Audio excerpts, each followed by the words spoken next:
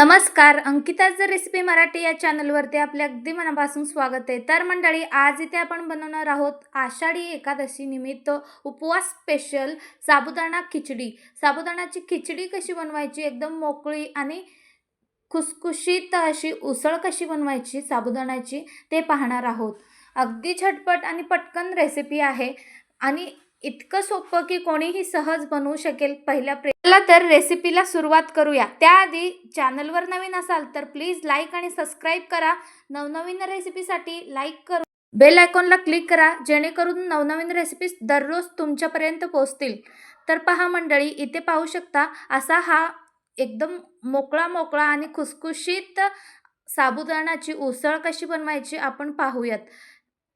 साबुदाणा खिचडी सरळ पद्धतीने आणि अगदी लहानापासून मोठ्यापर्यंत सर्वांनाच आवडेल अशी ही साबुदाणा आपण इथे बनवणार आहोत. चला तर रेसिपीला सुरुवात करूया. तर सगळ्यात आधी आपण इथे साबुदाणा भिजवून घेतलेला आहे आणि इथे शेंगदाणे घेतलेले आहोत आणि 2 बटाटे घेतलेले आहेत आणि मिरच्या इथे आपल्याला लागणार आहेत. तर साबुदाणा आपण रात्रभर भिजवायला ठेवलेले आहेत आणि तसे भिजतात. इथे तुम्ही पाहू शकता. रात्री जेव्हाही आपल्याला साबुदाणा भिजवायचा असेल तर रात्री भिजवायचा, त्यामुळे काय व्यवस्थित साबुदाणा भिजले जातात आणि अजिबात खिचडी होत नाही आणि व्यवस्थित भिजल्यामुळे अजिबात एकमेकाला चिटकत नाही. अगदी मोकळे मोकळे साबुदाणा इथे तयार होतात. तर त्यासाठी इथे आपल्याला 4 मिरची आपण इथे घेतलेल्या आहेत, ते कापून घ्यायचं आहे. इथे तुम्ही पाहू शकता या पद्धतीने कापून घेणार आहोत. अगदी सहज आणि झटपट आपला हा साबुदाणा खिचडी पारंपरिक पद्धतीने आपण इथे बनवत आहोत. तर आता आपण बटाट्याची साल काढून घ्यायचे. बटाट्याची साल काढून 2 बटाटे आपण मोठे घेतलेले आहेत, त्याची साल काढून आपण अगदी मध्यम असे बटाटे कापून घ्यायचे. पातळ पातळ कापून घ्यायचे आणि मध्यम आकाराचे कापून घ्यायचे. खूप मोठे ठेवायचे नाही, नाहीतर साबुदाणा खाताना नको असा होतो. जरा छोटे छोटे असले तर आपल्याला खावंसंही वाटेल आणि दिसायलाही छान दिसतं. तर पहा, या पद्धतीने आपण बटाटा कापून घेऊयात. तर मंडळी, तुम्हाला ही साबुदाणा खिचडी आवडतो का? आवडल्यास नक्की कमेंट करा आणि ही रेसिपी तुम्ही कोणत्या राज्यातून जिल्ह्यातून पाहता तेही नक्की कमेंटमध्ये कळवायला विसरू नका. आणि अशाच नवनवीन सोलापूरच्या रेसिपी तुम्हाला जर आवडत असतील तर नक्की सबस्क्राईब करा. तर पहा मंडळी, या पद्धतीने आपण बटाटे कापून घ्यायचे. अगदी सहज 5 ते 10 मिनिटात बनणारा हा साबुदाणा खिचडी आपण इथे बनवत आहोत. तर आता आपण बटाट्याची व्यवस्थित कापून घ्यायचे. तुमच्या आवडीप्रमाणे कमी छोटा मोठा तुम्ही बनवू शकता. आणि यामध्ये आपण इथे हिरवी मिरची घालून बनवत आहोत. त्या व्यतिरिक्त तुम्हाला जर हिरवी मिरचीचा ठेचा, जर तुमच्या घरात कोण लहान नसतील तर तुम्ही हिरवी मिरचीचा ठेचा घालून बनवलात तर त्याची चव तुम्ही कधीच विसरणार नाही, इतकी जबरदस्त लागते. हिरवी मिरचीचा ठेचा बनवायचा. आपण इथे मिरची घालून घेतलेला आहे, त्याच्याऐवजी आपण हिरवी मिरचीचा ठेचा किंवा लाल तिखटही आपण वापरू शकतो.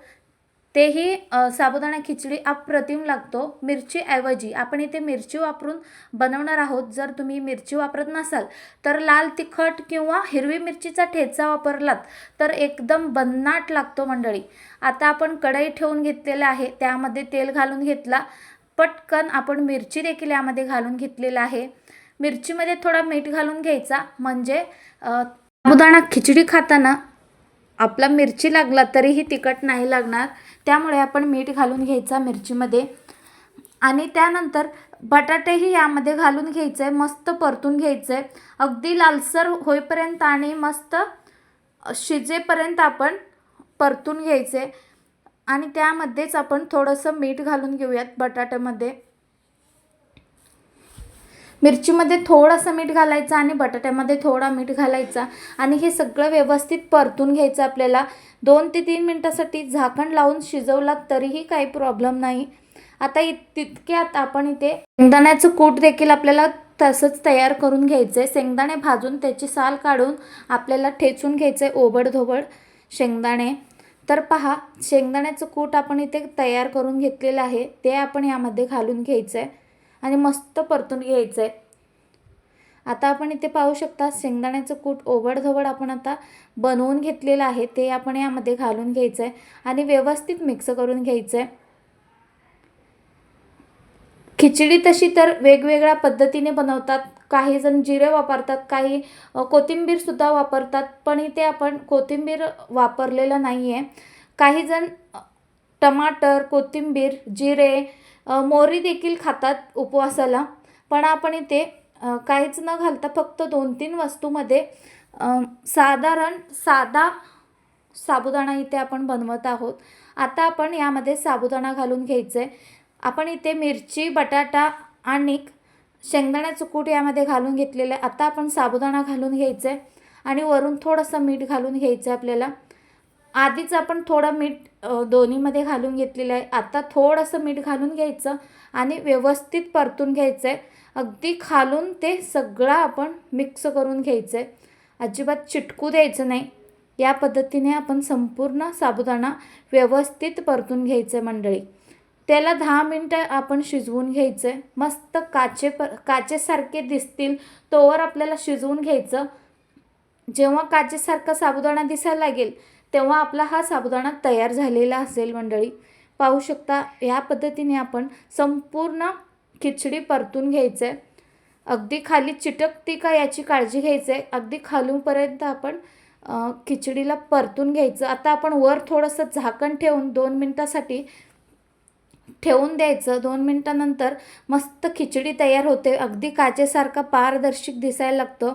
तुम्ही ते पाहू शकता आता कसा झालेला आहे. आधी आपला व्हाईट दिसत होता, आता पारदर्शी म्हणजे काचेसारखा झालेला आहे. तर आपला इथे साबुदाणा तयार झालेला आहे मंडळी. अगदी सोप्या पद्धतीने इथे आपण साबुदाणा बनवलेला आहे. तुम्हीही एकदा ना एकदा ही रेसिपी नक्की ट्राय करा. तुम्हाला ही खूपच आवडेल मंडळी. ही रेसिपी तुम्हाला जराही आवडली असेल तर लाईक आणि सबस्क्राईब करायला विसरू नका. आणि ही रेसिपी तुम्ही कोणत्या राज्यातून, जिल्ह्यातून पाहताय ते हे नक्की कमेंट करून कळवा मंडळी. तर आता आपण गरमागरम प्लेटमध्ये सर्व करून घेऊयात. मस्त असा आपला हा साबुदाणा खिचडी इथे तयार झालेला आहे. पाहू शकता एकदम भन्नाट असा झालेला आहे. यामध्ये तुम्ही शेंगदाण्याचं कूट, बटाटा आणि मिरची एवढा वापरलेला आहे.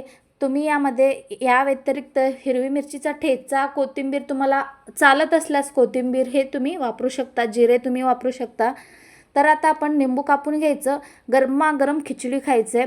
उपवासाला स्पेशल आपला हा साबुदाणा खिचडी तयार झालेला आहे. मंडळी बघताय काय, तुम्हीही नक्की ट्राय करा ह्या आषाढी एकादशीला.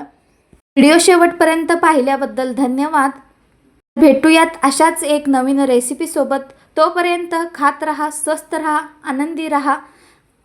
भेटूयात नवनवीन रेसिपीसोबत. Bye bye.